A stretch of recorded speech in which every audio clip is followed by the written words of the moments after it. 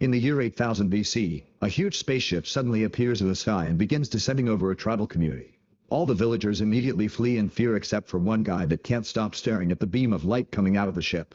Later in Egypt in the 1920s, an excavation is taking place at the foot of the pyramids. When an important foreign professor arrives with his daughter Catherine, one of the excavators immediately takes him to see what they found, a series of mysterious cover stones. Meanwhile, Catherine's looking at some smaller artifacts and becomes fascinated by a gold necklace with the Eye of Ra. At that moment, the crowd begins yelling when the excavators hoist up an even bigger object, a giant circular metal ring with a jackal-headed figure buried underneath. Years later in 1994, an older Catherine is in the USA to attend a lecture by Daniel, an expert on ancient Egypt and its languages. He's telling a bunch of academics to consider his theories on how the pyramids were first constructed, but he's only made fun of and everyone leaves before he can finish. Afterward, when Daniel is trying to leave the hotel, Lieutenant Kowalski approaches him and makes him get into a car where Catherine is waiting. She offers Daniel a job without giving him any details, and when Daniel hesitates, she points out that he's been evicted from his apartment. His grants have run out, and this is the chance to prove his theories, so Daniel accepts. Meanwhile, in a peaceful suburb, two officers go looking for Colonel O'Neill, who is currently in his dead child's bedroom. It turns out his kid died while playing with his dad's gun, and O'Neill never moved on. The officers interrupt O'Neill's depression to tell him he's been reactivated. Moments later in Colorado, Daniel and Catherine enter an Air Force base under a mountain. Daniel is taken to a lab where they have the cover stones found in 1928, which Daniel finds very impressive. However, when he sees the translation on the board, he immediately begins fixing all the mistakes. The resulting sentence says 1,000,000 years into the sky is Ra, sun god, sealed and buried for all time in a Stargate. 2 weeks later, Daniel is still working hard on translating the rest of the tablets, yet he still can't find a language that matches the symbols on them. Needing a break, he goes out to grab a drink and finds a guard reading a newspaper with an article about the Orion constellation. The picture inspires Daniel and he grabs the newspaper before running back to the lab, where he grabs a marker and starts filling in the lines between the stars of the constellation.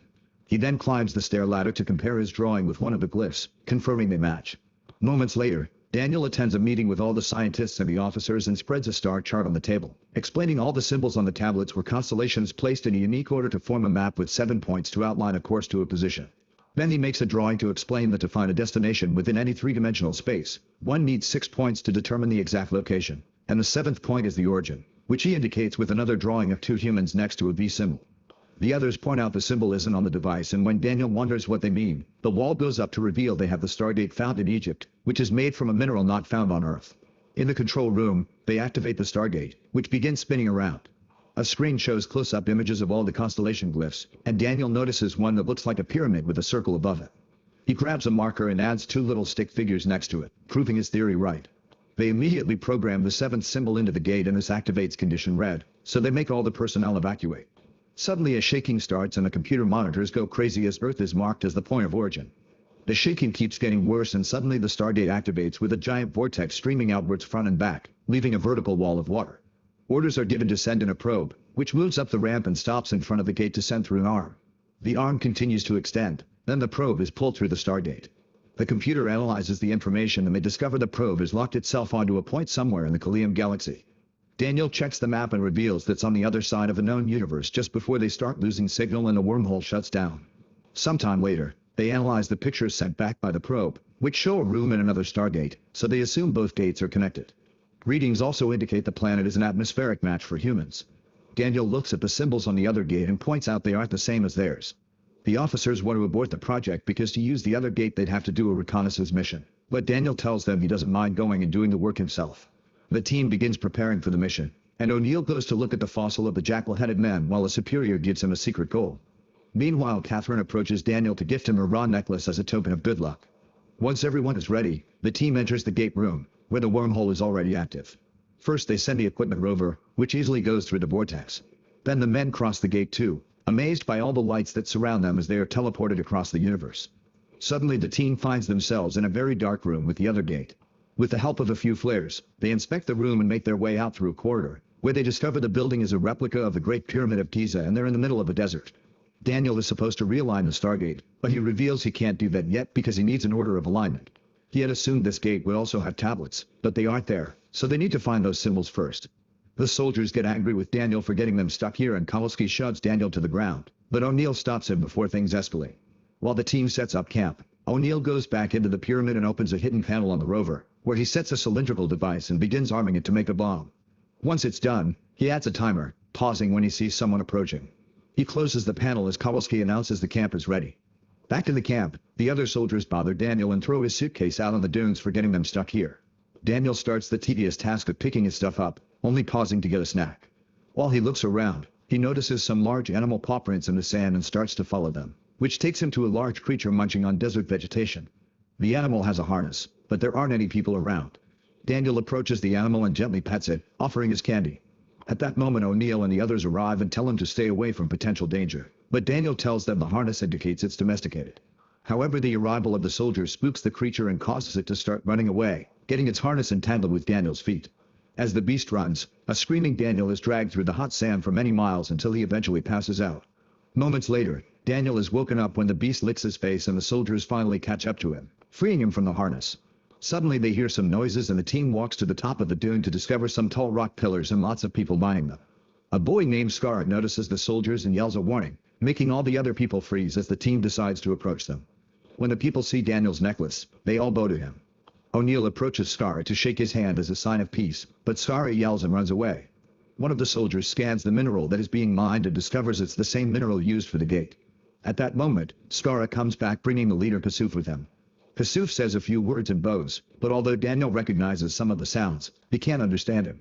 Then Kasuf's daughter Shorai and other women offer the team some bowls with a drink. In return, Daniel gives Kasuf some candy, which he hesitantly bites and finds delicious. Thanks to this exchange, the team is invited to stay with them. O'Neill accepts but also makes sure to tell the soldiers that stayed in the camp to secure the area.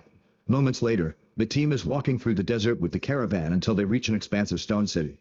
When Daniel sneezes because of his allergies and blows his nose, the others find it amusing, and Scar even takes his handkerchief as a joke. Once they're inside the city, all the people bow again as they reveal a large disk of the Eye of Ra. Daniel explains that the people think that the Egyptian sun god Ra sent the team here. Suddenly all the people begin running around and O'Neill gets a call from camp, but it can't be heard because of all the static. At the camp, the soldiers are getting surrounded by a sandstorm, so they decide to pick up their things and run inside the pyramid. In the city, people are running to the gates to close them up. Thinking they're being captured, the soldiers run after them and punch a few people before taking 2 men hostage. Scar cuts in to take O'Neill to the top of the wall, where he shows him that a sandstorm is approaching. O'Neill finally understands the citizens had only been protecting the city and tells the team they're going to be stuck here for a while. In the evening, the citizens throw a big party and the team is given some new food to try. Daniel tries a weird-looking animal and is delighted to announce it tastes like chicken. Afterward, Daniel tries to communicate by drawing some Egyptian symbols on the sand, but Kasuf immediately obliterates the writing with his foot, apparently drawing the symbols is forbidden. Then Daniel is taken to another room, where they clean him up before leaving him alone. Suddenly Shorai comes in and begins undressing, making Daniel freak out. He explains that's not necessary and tries to make her leave, but outside Kasuf is waiting for them to do the dirty. Not wanting to insult Kasuf or get Shorai in trouble, Daniel takes her back into the tent and waits around to make it seem they're busy. Daniel draws the pyramid on the sand and Shorai adds a circle to it, revealing she's seen the circle before. Daniel convinces her to take him to it. Meanwhile, the soldiers in the pyramid still can't make the radio work. Suddenly a bright light shines down on the pyramid and everything starts to shake. A huge spaceship appears above, slowly engulfing the pyramid until it's completely covered. The soldiers get nervous and with their weapons out they spread out to investigate. However, something begins attacking them in the darkness. One by one the soldiers are knocked out without a single noise until there's only one man left. He falls to the ground and when he turns around he sees a guard with Anubis face. This mysterious person and another guard drag the soldiers into another room, where there's a glowing sarcophagus from which a hand comes out. Back in the city, Scar sees O'Neill smoking and is impressed by the fire. O'Neill gives him the lighter and some cigarettes, and Scar tries to smoke by copying O'Neill only to end up coughing. Then Scar tries to grab a gun, but O'Neill slaps him away and Scar runs out in fear. In the meantime, Shorai takes Daniel to a cave where they find a bunch of earth glyphs written on the wall. Daniel begins reading them in the Egyptian he knows, and Shorai corrects his pronunciation, which finally allows him to learn the local language. Back to O'Neill, he asks Scar and the other boys about Daniel by making hand gestures to describe him. The boys just keep copying the gestures without understanding, but when O'Neill mentions chicken and pretends to sneeze, Scar finally understands and offers Daniel's jacket to its creature, which begins tracking the scent and everyone follows it. Minutes later, O'Neill finds Daniel in the cave, and Daniel begins explaining everything he's learned from the writing. A space traveler escaped from a dying world looking for a way to extend his own life. He arrived on Earth and found the very primitive humans, which is the scene from the beginning. This traveler was Ra, who took over a human body and appointed himself ruler. He used the Stargate to bring thousands of people to this planet as workers for the mines, and with that work, he could build all the technology to sustain eternal life. Then a rebellion happened back on Earth and the Stargate was buried there. Wanting to avoid another rebellion here, Ra outlawed reading and writing so people wouldn't remember the truth.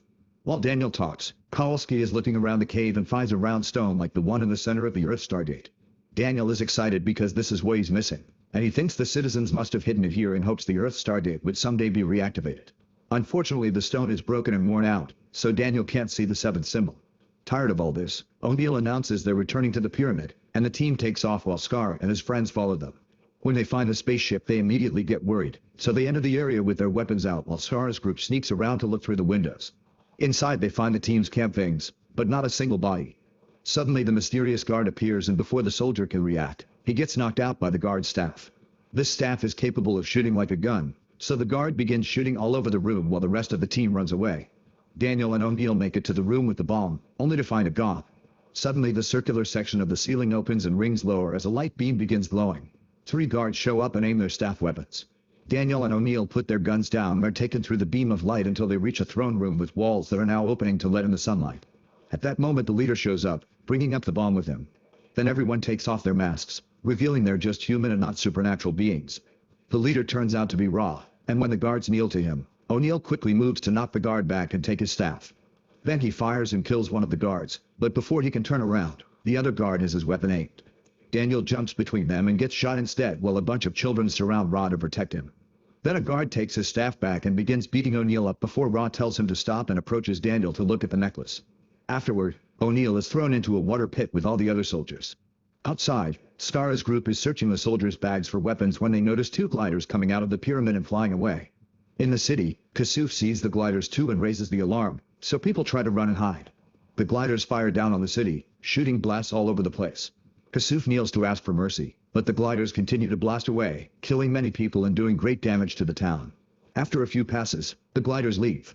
Then Scar's group comes back and sees all the death and destruction. Kasuf tells Scar this is Ra's punishment for having helped the strangers. Moments later in the pyramid, Daniel wakes up in the sarcophagus and discovers his wound has been healed. When he comes out, the sarcophagus closes on its own, and a kid with a cat comes to check on Daniel before running away. Daniel follows him until he arrives at Ra's chambers. When Daniel asks if he had been dead, Ra explains he chose humans precisely because their bodies are easy to repair. He says they shouldn't have reopened the gate because now he'll send the bomb back with a shipment of the special mineral that will increase the bomb's destructive power 100-fold. He created civilization but now he wants to destroy it for their betrayal and prove he's the only god, starting by taking Daniel's necklace. In the cave, Scar and his group go looking for Shorai to tell her that Ra has called for an assembly with an execution. However, Shorai proceeds to share the story Daniel revealed so they can finally know the truth about their people. Moments later, all the citizens surround the pyramid for the assembly. Ra and his guards appear wearing their masks and they give Daniel a staff, ordering him to kill the soldiers. At that moment, Shorai, Skara, and the boys mingle in the crowd. Skara uses the lighter to reflect the sunlight and get Daniel's attention, showing him that they've got the soldiers' weapons. Catching on the plan, Daniel pretends he'll kill his friends only to turn around and shoot the throne instead. The boys shoot their weapons too and everyone begins running around in panic as the guards shoot their staffs at them. A few people die in the process, including one of the soldiers, but everyone else gets to escape. However, moments later, the team gets stuck in a sandstorm and Daniel collapses. Luckily, Skara and his friends show up, helping Daniel up before they guide the team out of the storm. Eventually they reach a cave where everyone is hiding. Skara shows the soldiers the weapons they recovered, and O'Neill wants to take them all back. Kowalski says the boys could help them fight and this makes O'Neill furious for no reason, so Daniel makes him talk about the bomb. O'Neill explains he had secret orders to track down signs of any possible danger and if he found any, he had to blow up the Stargate. Daniel tells them about Ra's plan and points out it's Earth's gate that poses the threat and should be shut down, but Daniel still hasn't got the 7th symbol so they can't do that. O'Neill promises he'll intercept the bomb before it can be sent through. Meanwhile, Ra is furious because his guards failed to capture the team, so he puts a special device in his hand and proceeds to use it to kill a guard in a slow and painful way. Back in the cave, Daniel learns that everyone thinks Shorai is his wife. When he asks her about it, Shorai explains he didn't tell anyone that Daniel didn't want her, and to prove her wrong Daniel kisses her. The next morning, Daniel finds Skara making a drawing of their victory. Seeing the 3 moons, Daniel tries connecting them and realizes this is the symbol for this planet and therefore the point of origin. Now they can go home. Afterward, the group goes to the mines where the citizens are being used as slaves again and shoots a guard, causing Kasuf and his people to panic. Daniel rushes to take the guard's mask off, revealing it's just a tyrant human slaving them and not a god, shocking everyone. In the pyramid, the guards are getting the bomb ready. The team arrives pretending to be slaves carrying ore, and once they're inside, They reveal their weapons and open fire. A firefight begins as more people enter the pyramid to help. Some men fall during the fight and one of the guards shoots at the door to seal the entrance, but O'Neill shoots back to kill him. Suddenly gliders leave the pyramid again and attack the people outside, so Kowalski guides them on how to hide and retaliate. They lose a few men in the process, so Kowalski decides to give up as a few guards approach. In his chambers, Ra is furious that he's losing the battle and orders his men to send the bomb to Earth now. At that moment the team reaches the bomb and O'Neill activates it, explaining he'll stay on this side to blow it up after everyone returns to Earth. Suddenly a guard shows up and shoots Shorai, deadly wounding her before Daniel shoots back to kill him. Desperate, Daniel picks her up and takes advantage of the opening ceiling to take her to the sarcophagus, which instantly heals Shorai. Meanwhile from the opening ceiling, another guard comes out and starts to fight O'Neill. At the same time Ra finds Daniel and begins hurting him with his artifact glove. With only 3 minutes left on the bomb, O'Neill keeps hitting the guard until he manages to overpower him and activates the gem on his hand, which makes the rings come down. O'Neill puts the guard under them so the rings kill him. The rings also activate in the other room and distract Ra, giving Daniel the chance to take the necklace back before the rings take him and Shorai back to the bomb room. Outside, the guards are about to capture all the rebels when suddenly Kasuf arrives with all his people and surrounds the guards to kill them in seconds. Seeing this defeat, Ra activates his spaceship, which starts racing to take him away. In the pyramid, O'Neill tries to disarm the bomb but can't because Ra rigged it, but luckily he gets an idea. When the rings activate again, they send the bomb through them and it shows up in the spaceship, where it explodes and finally kills Ra. Everyone on the planet celebrates in Scar and the boys salute for O'Neill, who salutes back to thank them with respect. Moments later, Daniel activates the Stargate and gives the necklace to O'Neill so he can take it to Catherine because he's decided to stay here with Shorai. The soldiers cross the gate and through the bright lights, they finally go home. Make sure to subscribe and turn on notifications so you can watch more videos like this. Thanks for watching.